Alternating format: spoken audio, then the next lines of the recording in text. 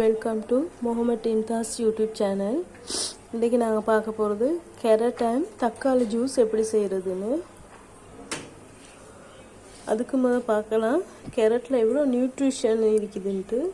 Carrot எடுத்துக்கொண்டா கண் பார்வைக்கு நல்லோம், என்னோடய ஸ்கின் க்ளோயிங்க்கு நல்லோம். அதே மாதிரி தான் தக்காளியும் அப்படி தான், ஸ்கின் க்ளோயிங் ஆகிறதுக்கு ரொம்ப நல்லோம்.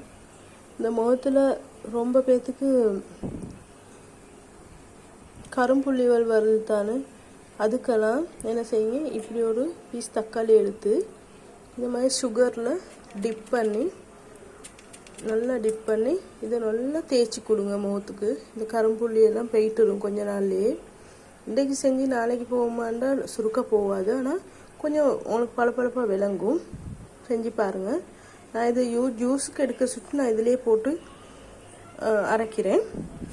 அதே மாதிரி டெய்லியும் நீங்கள் இந்த மாதிரி கேரட் அண்ட் தக்காளி போட்டு ஜூஸ் குடிச்சு கொண்டு வந்தீங்கன்னா உங்களோட ஸ்கின் நல்லா க்ளோயிங் ஆகிக்கும்.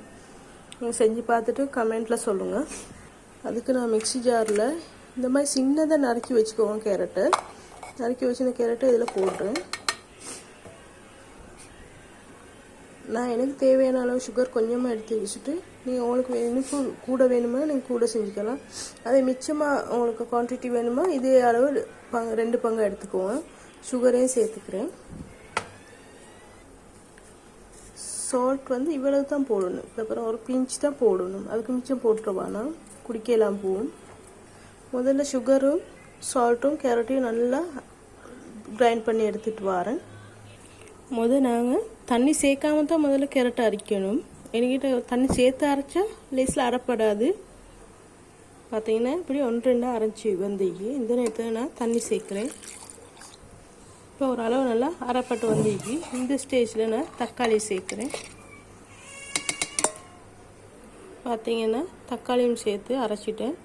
இன்னும் கொஞ்சம் தண்ணி சேர்க்குறேன், ஜூஸாக லிக்விட் ஆக்கி கொள்றதுக்கு. இதை ஒரு கிளாஸில் ஊற்றி சர்வ் பண்ணிக்கலாம். பார்த்தீங்கன்னா கேரட் அண்ட் தக்காளி ஜூஸ் ரெடி. இது ரொம்ப ஹெல்த்தியானதும் கூட. இந்த வீடியோ பிடிச்சிருந்தா லைக் பண்ணுங்கள், ஷேர் பண்ணுங்கள், கமெண்ட் பண்ணுங்கள், சப்ஸ்கிரைப் பண்ணி நம்மளோட சேனலுக்கு சப்போர்ட் பண்ணுவீங்கன்னு நம்புகிறேன். தேங்க்ஸ் ஃபார் வாட்சிங்.